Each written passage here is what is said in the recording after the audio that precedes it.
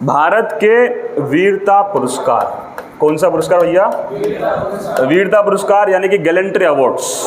भारत में 6 वीरता पुरस्कार जो है प्रमुख रूप से हैं, जो आप यहाँ देख पा रहे हैं। ठीक है, ये है परमवीर चक्र, ये है महावीर चक्र, ये है वीर चक्र, ये है अशोक चक्र, ये है कीर्ति चक्र और यह शौर्य चक्र। दिख रहा है नाम आपको? ये 6 वीरता पुरस्कार। ठीक है, 3 अलग हैं, 3 अलग हैं। क्या डिफरेंस मैं आपको बताता हूँ। पहली चीज़, जब भी युद्ध वगैरह की स्थितियाँ होंगी, जब भी युद्ध होगा, तो युद्ध की कंडीशन में जो पुरस्कार दिए जाते हैं, क्योंकि सैनिक जो है, सोल्जर जो है, वो लड़ने का काम करेगा।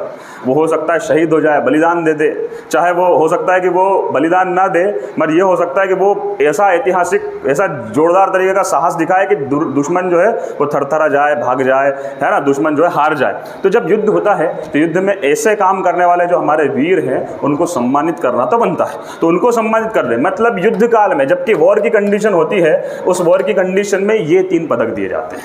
कौन कौन से? पहला वीर चक्र, दूसरा महावीर चक्र, तीसरा परमवीर चक्र। क्लियर दोस्तों? ठीक है, मगर ऐसा तो नहीं है कि भैया युद्ध कोई 12 महीने चलेंगे, 2400 दिन चलेंगे, या सालों साल युद्ध चलते रहेंगे, ऐसा तो नहीं है।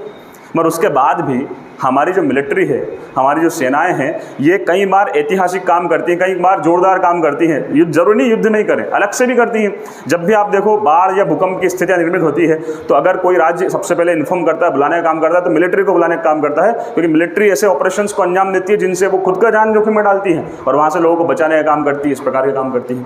कई बार ऐसे ऑपरेशंस होते हैं, आतंकवादी जो हमले होते हैं, उन हमलों में मतलब युद्ध के दौरान नहीं, और जब शांति की स्थिति है उस समय भी कई बार आतंकवादी हमले होते हैं, तब भी हमारे जो सैनिक होते हैं ये अपने बलिदान के लिए तैयार खड़े रहते हैं।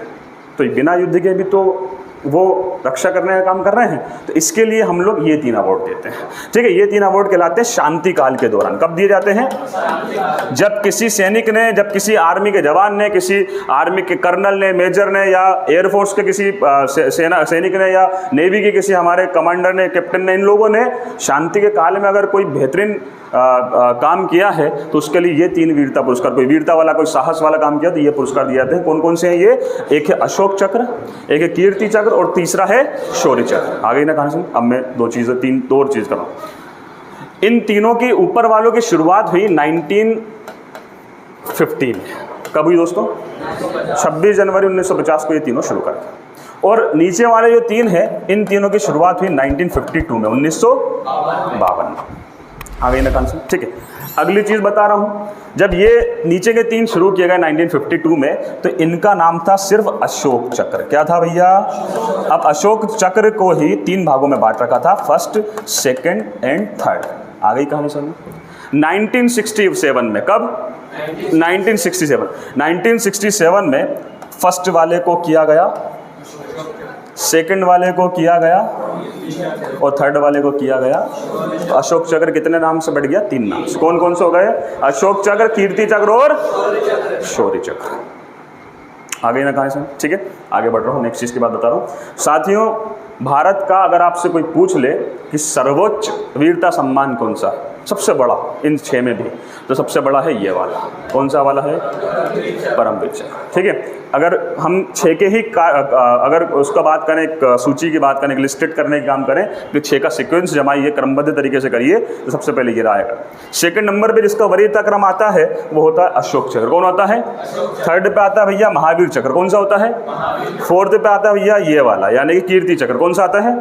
5वें नंबर पे आता है वीर चक्र और 6ठे नंबर पे आता है, ये इनका वरीयता क्रम है।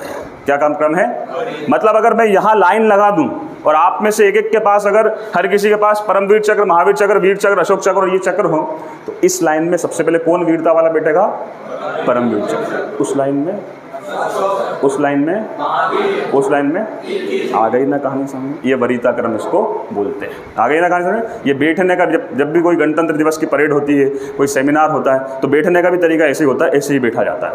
आ गई ना कहानी? इसको वरीयता क्रम बोलते हैं, याद रखिएगा। तो ये वरीयता क्रम समझ में आ गई पूरी कहानी समझे? तो भारत सरकार कितने प्रकार के वीरता पदक देती है, ये याद रखिएगा। इसके अलावा सेना मेडल अलग होते हैं दोस्तों। सेना अपने सैनिकों को, है ना, आर्मी, नेवी और एयरफोर्स जो है, अपने जो सोल्जर्स होते हैं, इनको अलग से भी वीरता के लिए सम्मानित करते हैं। वीरता के लिए अलग अलग टाइप के पद देती है, मगर ये 6 हैं, ये प्रमुख भारत सरकार के वीरता पुरस्कार हैं। आ गई ना पूरी कहानी समझ में? चलिए याद रखिएगा बहुत बढ़िया तरीके से। अब देखिए, इस साल है ना। कितने पुरस्कार दिए हैं? 76 में से 4 दिए हैं कीर्ति वाले। कौन से दिए हैं? 11 दिए हैं शौर्य। कौन से दिए हैं? ये 2 चक्र दिए। ठीक है, कीर्ति और, अब देखो कीर्ति और जो शौर्य थे, ये कीर्ति और जो शौर्य हैं, ये कीर्ति और शौर्य सिर्फ ये दिए। पहली बात तो क्या चल रहा है? कोई युद्ध तो नहीं चल रहा, तो कौन से देंगे? इन तीनों में से, है ना। इन तीनों में से भी कौन से दिए गए? सिर्फ कीर्ति और, आ गई कहानी समझ में? ठीक है, कीर्ति कितने दिए गए 2023 अभी 15 अगस्त पे, और शौर्य चक्र कितने दिए गए हैं?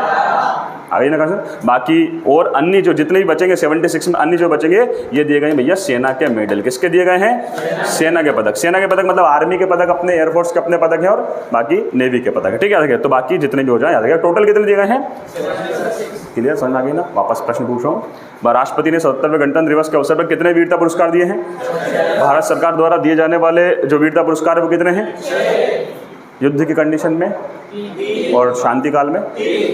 भारत सरकार का, भारत देश का सबसे बड़ा सर्वोच्च वीरता पुरस्कार कौन सा है? परमवीर चक्र।